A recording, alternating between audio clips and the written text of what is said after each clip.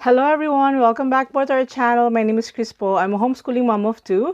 Our channel is about homeschooling, homemaking, and mostly about our homeschooling journey. If hindi ka pa po nakapag-subscribe, please do subscribe po to our channel. You can also please do share our videos para po makatulong din po sa iba.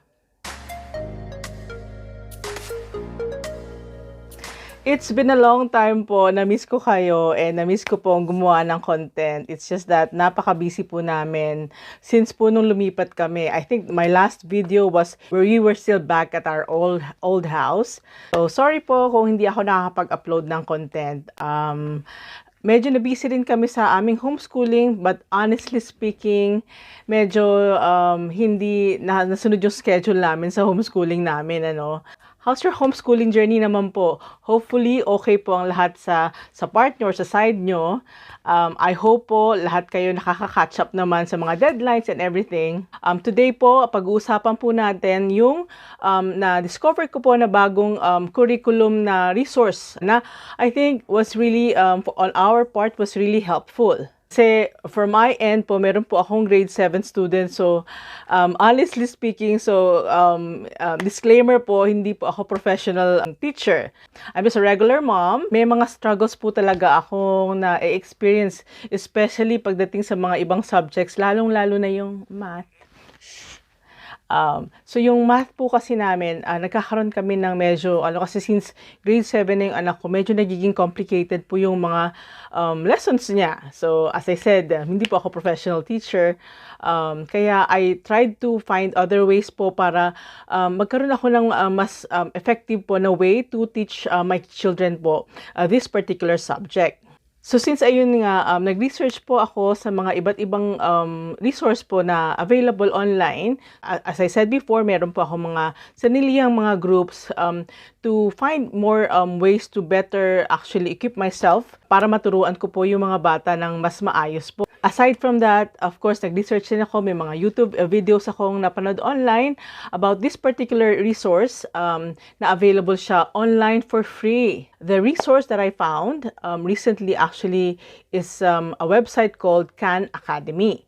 So ito pong khanacademy, matagal ko na siyang naririnig actually, kaya lang hindi ako nagkakaroon ng chance ma-explore ko po yung website na yun. But recently, since medyo nag-struggle talaga ako, so I said talaga to myself, syempre as a mom, naiintindihan ko rin kung ano yung mga kaya kong ituro at ano yung mga kaya kong hindi. So it's very important to acknowledge that para maghanap din tayo ng ibang ways po para maging mas effective po tayo para sa ating mga anak. I'm gonna show you a video of Khanacademy website. So I took some screenshots and what's inside their website. So I hope appreciate niyo po itong video na to, and I hope makatulong sa iba na mas mapadali po ang pagtuturo nila. So hindi lang po math ang meron dito sa Khanacademy. Marami po. All the basic subjects are there. Arts, humanity, history po, English. So most of the things that you actually need, andito naman po sa website. So watch the full video na lang po. So the website is www.khanacademy.org.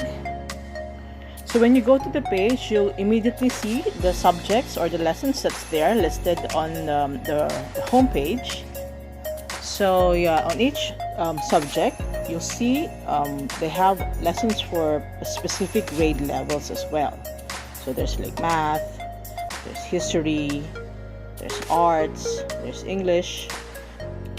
So this is what the page looks like on the home page. So from there, you will actually see all the information that you need to know about the website, the author. So you may join as a learner or as parents or as a teacher. So let me show you what it looks like when you select to join as a learner. So you need to, of course, sign up. So fill in all the information that's required by the website.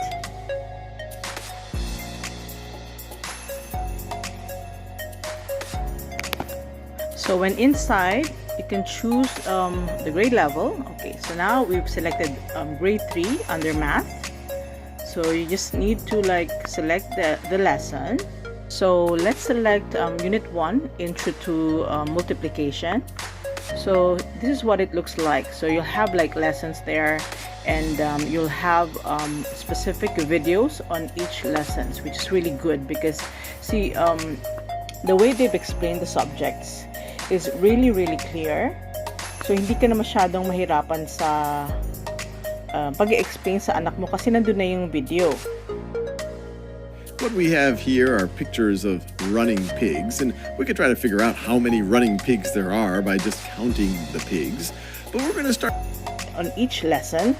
Meron po siyang test after. So, at least na malalaman mo ngayon kung naiintindihan ba talaga ng anak mo yung lessons. So, pag natapos mo yung lesson, so meron ito na yung pinaka page wherein you're gonna take the test na. So, usually around 4 lang yung questions. So, pag natapos mo yung test, so pwede ka na ulit mag-proceed to the next lesson. So, ito yung another example, yung introduction to multiplication. Our squirrel friend here likes to collect acorns because really that's how he is able to live. And let's say every day he collects exactly 3 acorns. And so what I'm curious about is how many acorns will he have after doing this for 5 days? So one way to think about it is every day he is able to collect a group of 3 acorns. So you could view this as maybe what he's able to collect in day 1. So now let's see naman yung math for my grade 7 students. So this is algebra 1. So this is a very good example too. So ganun din dito, no, on each lesson meron din siyang test after, just to test, you know, if talagang naintindihan niyo ng anak niyo yung lesson. So I chose the lesson of origins of algebra. So when you click that, so it's so amazing that they actually have a very detailed explanation of the history and about the topic. Especially in association with the ideas that algebra now represents, comes from this book, or actually this is a page of the book right over there. The English translation. The word algebra that literally translates to reunion of broken parts. This breaking apart of mathematical representations and putting it back together in the form of balanced equations is the essence of algebra. And the beautiful thing is that this You'll also see some comments on the lessons.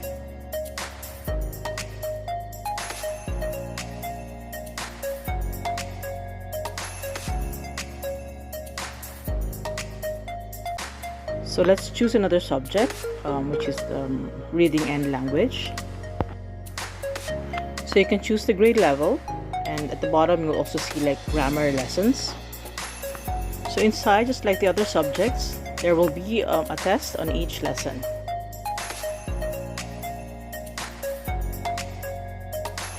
So yeah, on the right side you'll see the test again for each lesson. And what's also good about this is that you have the option to do a unit test.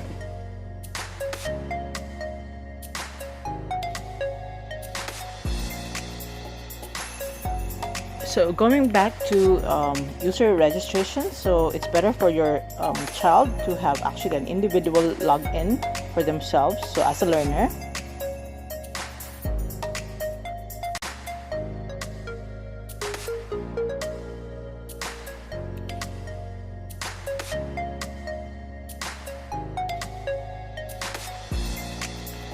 So yeah, so the website actually offers not just academic lessons, but also teaches life skills lessons, which is also, I think, is very important.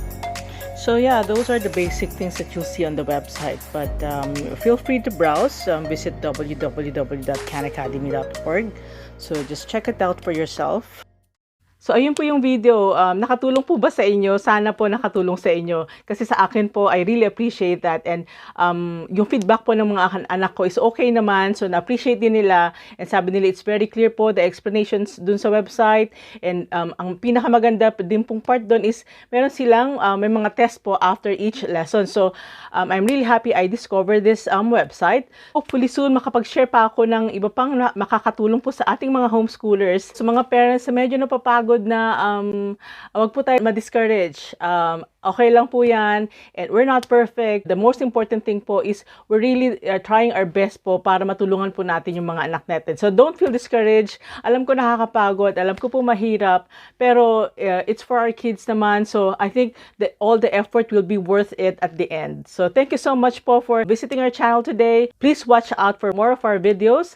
And if you want to see more videos na makakatulong sa inyo, please feel free po to check out some of my videos. Actually, I do have a playlist. Just play all. I do have like homeschooling series there. That's all for now. So kung hindi ka pa po nakapag-subscribe po sa channel namin and you think our channel can really help you on your own homeschooling journey, please do subscribe. And you may also click the notification bell button po para maka-receive kayo ng mga upcoming videos namin and maging updated po kayo sa mga bago naming video uploads. Thank you so much!